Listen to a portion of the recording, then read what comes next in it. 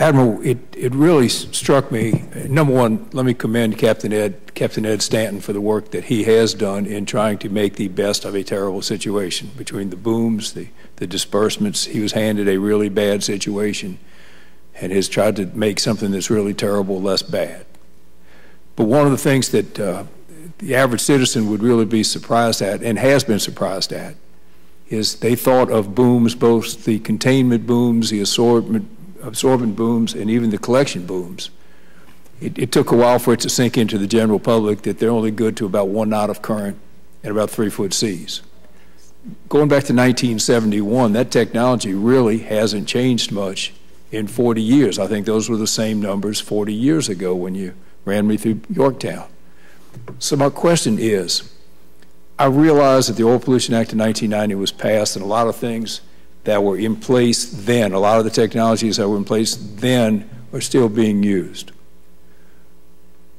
What I think is missing, and I understand that there would always be those who said if we forced you to upgrade the booms in the absence of a spill, somebody would scream foul that why are you making them spend money in the absence of a spill. But now that it has happened, has the Coast Guard looked around to NOAA or the Navy or anyone in the private sector and identified a better boom? Because, again, you can't collect unless it's less than 1 knot of current or 3-foot seas. You can't collect it and burn it unless you have less than 1 knot of current and 3-foot seas. Those have both been, and you can't contain it unless it's 1 knot of current and 3-foot seas, and all of those things are not the norm in the Gulf of Mexico, nor would they be the norm off the Atlantic or Pacific coast. So have there been advances in boom technology that we have not taken advantage of or mandated to those companies that are in the business of responding to a spill?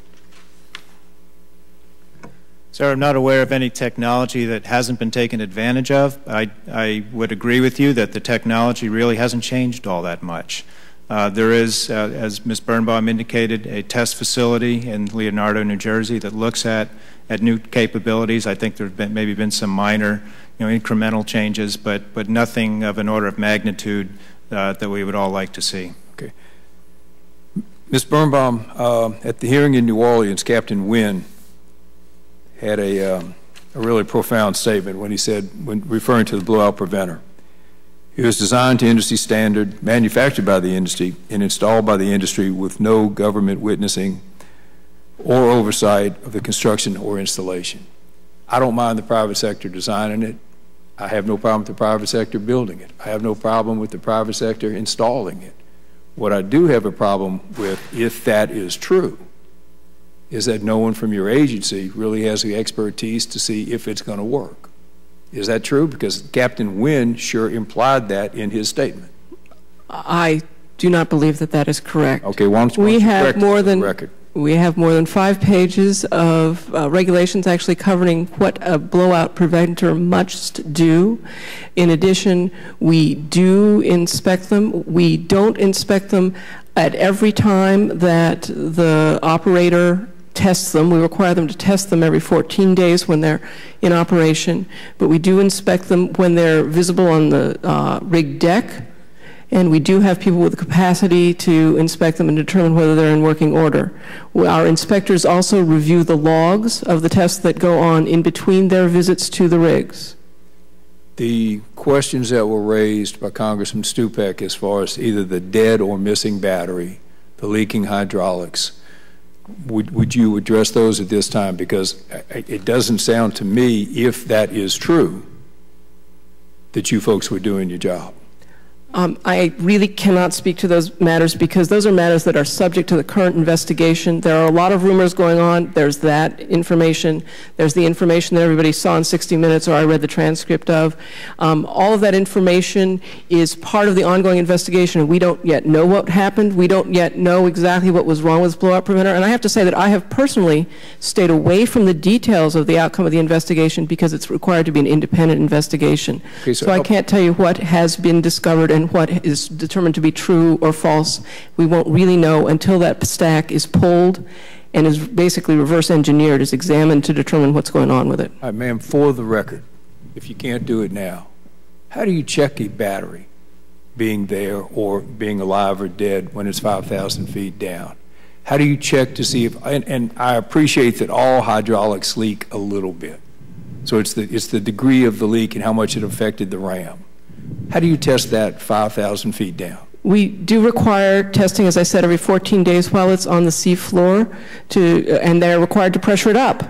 That should indicate if it's operational. However, we are also looking at the question of whether there ought to be additional test procedures that we would require. And we are examining all of that, as I said, as an addition safety precautions that we will consider, and the Secretary may recommend further testing as part of his recommendations to the President. We are looking at all of that. Do any countries require 2 blowout preventers? Do any mandate a redundancy? Not that I know of. There has actually been some information about what other countries require, and just to clarify, we don't know of any nation that actually requires an acoustic trigger, which a lot of people have suggested that Norway or Brazil or Canada requires. We've inquired with their regulatory bodies because we didn't think that they did, and their regulatory bodies have informed us that their policies are very similar to ours, that they do require a secondary backup mechanism. That may be an acoustic trigger, that may be a backup trigger using an ROV, as was tried in this case, which was the backup mechanism for this blowout preventer. But we are looking at everything that might serve as more safety measures to require on blowout preventers. I don't know of anybody who requires 2. Mr. Chairman, you've been very generous. Admirals, for the record, because I know Mr. Cummings deserves his turn. For the record, I would like you side by side to compare what sort of inspections you had on that foreign flag drill ship as opposed to had that been an American flag vessel. Sir, this is a foreign flag. It is flagged in Marshall Islands. And so what we do essentially is a port state control type inspection, although it's very extensive. We seek to, just as a general statement, we look for parity. We want to make sure that that rig, when it's operating on our outer continental shelf, meets a level of safety and equipment standards and environmental protection equivalent to a U.S. flag rig of the same type. For a U.S. flag rig, of course, it's Coast Guard inspected. We go through it from the design phase all the way through its life cycle. There are periodic inspections that are required. Coast Guard people go out and visit it. We visit the rig to perform structural examinations as well, or dry dock surveys. Typically, they're done while the rig is floating. We make sure that it's adequately manned. All of the safety systems are checked on a regular basis, including drills. For firefighting, life-saving, we take very close attention to hazardous conditions.